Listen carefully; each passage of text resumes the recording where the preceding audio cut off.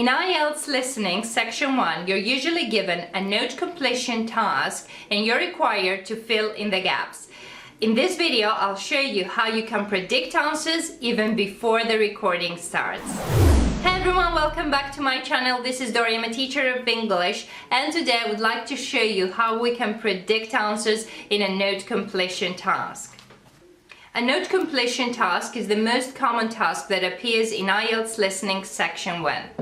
Now we're going to use just an example of that, but all note completion tasks are quite similar. So let's go and have a look at it. So this is a note completion task. As you can see, there's a table here and gaps, numbered gaps that you need to fill in.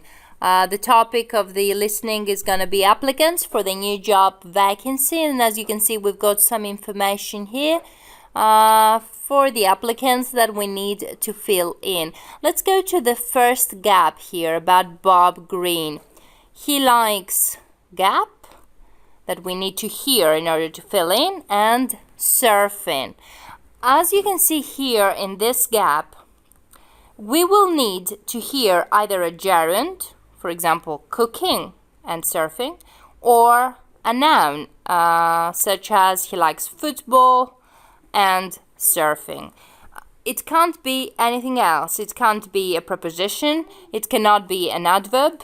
It can't be anything like that. So we wait to listen for an action, an interest, a hobby, which is going to be either in gerund or in gerund form or a noun. Let's move on to number 2. We have a gap and then we see helpful about Bob Green's personality, right? About his personality. He's helpful, hardworking, and something else that we need to hear. So obviously we're looking for an adjective. We're looking for another adjective here. Is it, I don't know, punctual? It could be anything. But we're looking for an adjective. We're not looking for another noun, and we're not looking for a verb. Okay? Let's move on to gap number 3. In special requirements section, he will be able to start at the end of, and we've got the gap. Obviously, we're waiting here to hear a month at the end of July, at the end of September, or a date. We don't expect to hear an address. We do not expect to hear a phone number. Nothing like that. Now let's go to gap number 4, which is about Sally Crest and her age. As we can see here, her age. So obviously we expect to hear a number here, her age. Nothing else. No percentage of some kind, nothing like that. Only a number. So all we need to focus on is to hear the age, her number, the number of her age that they're gonna say.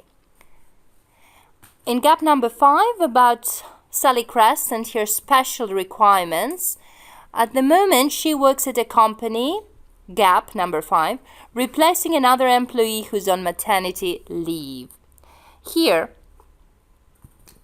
obviously, we do not expect to hear a price of some kind, an emotion of some kind. We expect to hear either a noun, works at a company, what kind of company, a noun, a name, the name of the company maybe, or even an adverb.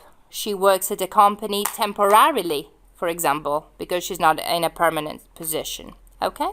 Last and not least, another special requirement of Sally Crest. She needs a parking space for her, and then we've got gap number 6, the last one. Obviously, we expect to hear an object about a car, a bicycle, the brand of the car or something. It's an object. No activity, no place, nothing of the sort. So, if you take advantage of the pauses before the recording starts to do this kind of thing, you know what you expect to hear. You are much more prepared for this task, and you will probably find all the correct answers because section 1 is the easiest. Okay, that was it for today. I really do hope it helped you. If it did, please do like and subscribe. Also, do check out the description box below the video where you can find useful links to other videos, to my website, to social media, and my #1 recommendation for an IELTS online self-study course that many of my followers have had great success with. Okay, that's it for today. Until next time, thank you very much for watching and good luck with your exam.